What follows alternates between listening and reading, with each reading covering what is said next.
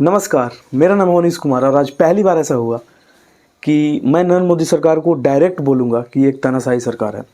और ये हमारे जो अंधभक्तगण हैं उनके लिए खास न्यूज़ है कि भैया अगर अभी नहीं संभले तो बहुत जल्दी तुम्हारे घर की नीलामी मोदी सरकार करने जा रही है।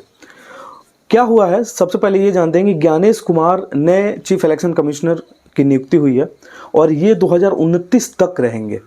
अब इसमें नई बात क्या है यार, ये तो हर बार होती है, हर बार किसी न किसी का कार्यकाल खत्म होता है और किसी न किसी का कार्यकाल शुरू होता है। लेकिन ये भारत के स्वतंत्र भारत के इतिहास में पहली बार हुआ कि जो पार्टी पक्ष में है, जो पार्टी सत्ता में है, वही पार्टी डायरेक्ट इलेक्शन कमिश्नर का चुनाव करती है। अब ये बात सोचने वाली है कि अब इलेक्शन कमिश्नर क्या फ्रीडम की तरह, क्या फ्रीडम से अपना काम कर पाएगा, और अगर नहीं कर पाएगा तो फिर चुनाव कराने की जरूरत क्या है इस देश में।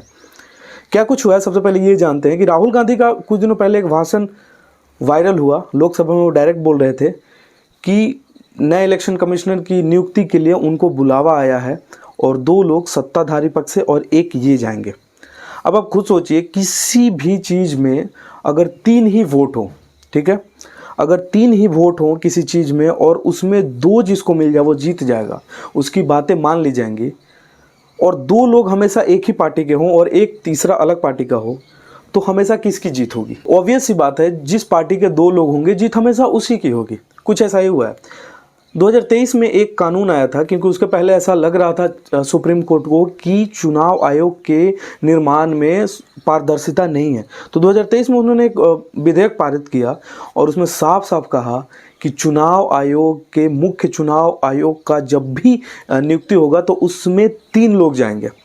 एक पीएम जाएंगे, एक सीजीआई यानी चीफ जस्टिस ऑफ इंडिया जाएंगे सुप्रीम कोर्ट के, और तीसरे नेता प्रतिपक्ष की एक आदमी, ठीक है। तो टोटल 3 लोग होंगे उसमें।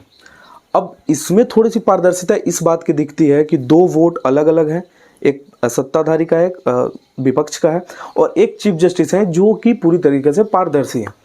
तो यहाँ जो चुनाव होता वो बिल्कुल पारदर्शी होता।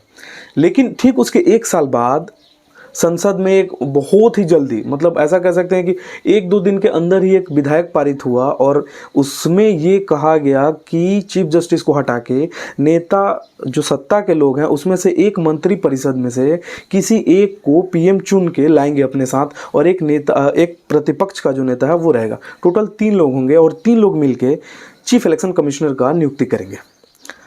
अब भाई बात सोचने वाली है कि जब सत्ताधारी पक्ष के 2 लोग डायरेक्ट चले जाएंगे और एक नेता प्रतिपक्ष को फिर क्यों ले जा रहे हो भाई? और राहुल गांधी गए भी नहीं वैसे, और गए नहीं फिर भी इनकी बेशर्मी देखिए, जब 2 लोग यानी अमित शाह और नरेंद्र मोदी जी गए और वहीं पे जाके उन ज्ञानेश कुमार को चुन दिए। अब आपको सोचने वाली बात यह है कि ज्ञानेश कुमार की जो नियुक्ति हुई है वो पारदर्शी हुई है, और अगर पारदर्शी नहीं हुई है तो क्या आने वाले चुनाव जो हैं वो पारदर्शी होंगे? अच्छा, कांग्रेस के पार्टी का एक एमपी का मैंने ट्वीट देखा, उसमें साफ साफ उन्होंने लिखा था कि हमारे गृह मंत्री जी यानी अमित शाह को नए चुनाव आयोग के मुख्य न्यायाधीश के रूप में शपथ लेने के लिए बहुत बहुत धन्यवाद, बहुत बहुत कॉन्ग्रेचुलेशंस। तो मुख्य चुनाव जो आयोग है वो अब इनके पार्टी के हो गए, एक तरह से ऐसा कह सकते हैं, क्योंकि 2 लोग इन्हीं के पार्टी के गए और उन्होंने ही उनकी नियुक्ति कर दी चीफ इलेक्शन कमिश्नर की। अब बात सोचने वाली ये है कि जो आने वाले चुनाव है, जैसे 2025 में जो बिहार में चुनाव है या 2026 में जो कोलकाता में चुनाव है, सॉरी वेस्ट बंगाल में, तो ये चुनाव क्या पारदर्शी होंगे? हालांकि कांग्रेस ने क्या किया है कि एक ऑलरेडी एफआईआर कर दिया और उस पर सुप्रीम कोर्ट पे सुनवाई आज होनी है। आज 19 फरवरी है, आज ही होनी है, और आज ये होती है। तब तक यहाँ तक ये भी कहा गया है कि जब तक ये सुनवाई नहीं आती है, जब तक इसकी सुनवाई नहीं हो जाती है सुप्रीम कोर्ट में, तब तक इस चीज़ पे रोक लगा दिया जाए। लेकिन फिर भी अभी चल रहा है सुनवाई, आज देखते हैं क्या रिजल्ट आता है। और अगर ये रिजल्ट आ गया सत्ताधारी पक्ष में तो समझ लीजिए कि आने वाले जो भी चुनाव होंगे वो पारदर्शी नहीं होंगे।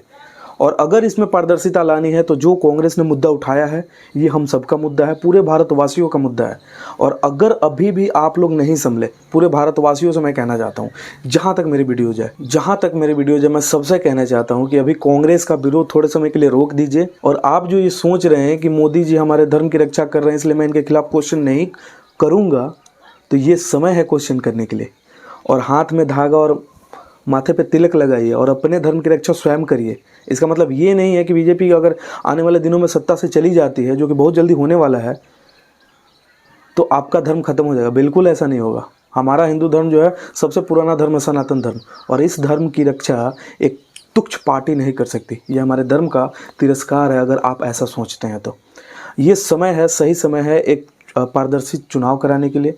आप वोट देते हो यार, आप ही उनको चुनते हो, और आपकी चुनी हुई पार्टी आपके ऊपर पारदर्शिता नहीं कर सकती। मतलब ऐसा नहीं है कि वो अपने हिसाब से चुनाव कराए।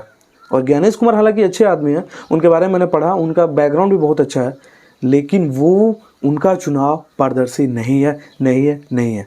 और अगर ऐसे और सारे वीडियोज़ आप देखना चाहते हो प्लीज़ इस चैनल को सब्सक्राइब कर लें, और मिलते हैं अगले वीडियो में। तब तक के लिए गुड डे, बाय बाय।